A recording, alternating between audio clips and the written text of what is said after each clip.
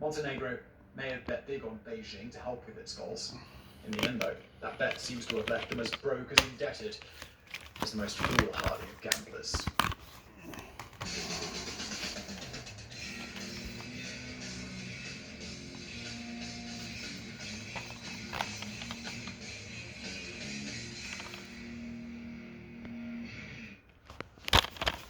Some of the saddest cases we have at Thomas Law offices are when we represent victims of nursing home neglect and abuse. It's our passion to represent these families. Call us at Thomas Law offices today to see how we can help your family hold their nursing home accountable.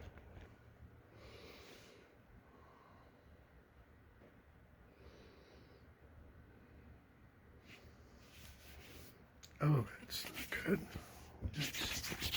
Whoa. What the heck? Is that even dust?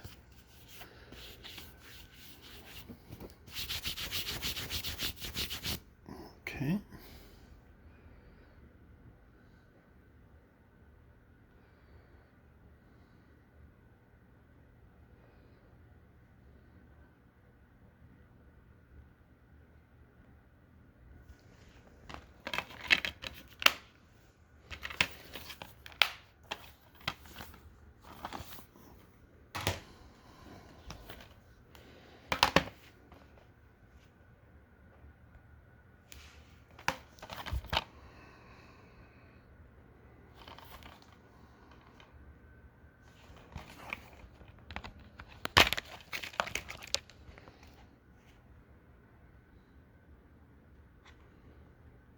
Hey, what? Oh, come on now.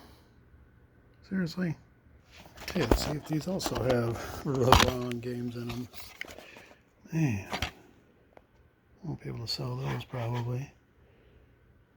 No, I don't know.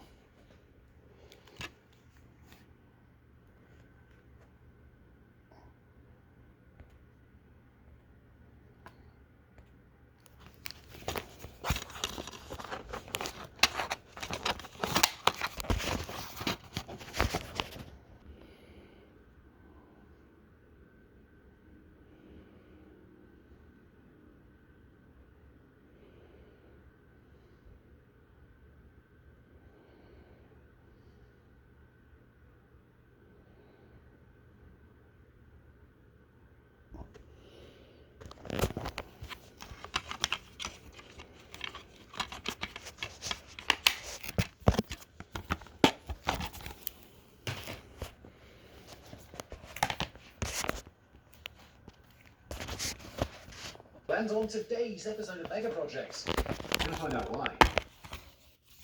Why maglevs fall short. Are those paying attention? Okay, this looks like it's the actual game. Alright.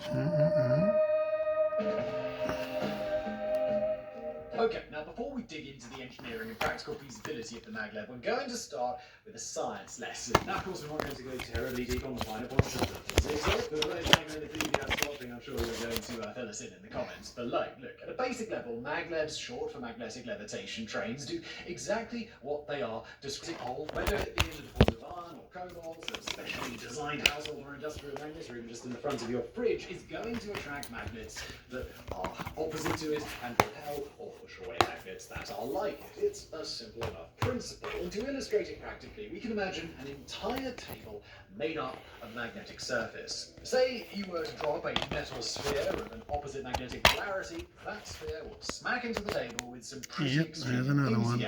Maybe it's for one of these. Oh, what? But if you drop a metal sphere that has the it same is. polarity as the table, it will actually end up floating, because not only is it being held up and away from the magnet 2K18. directly underneath it, but whenever it tries to fall to one side, it's 2K9. basically falling onto other magnets that are also keeping it in the air. Now, this is a pretty straightforward concept. You're probably not struggling to wrap your head around it, and the idea that this principle could be used for transport, and specifically for trains, Here we go. has been around for a really long time. Indeed, during the early 1900s, American inventor Robert Goddard and French-American engineer Émile Bachelet both seriously considered the concept and its theoretical applications for a few key reasons.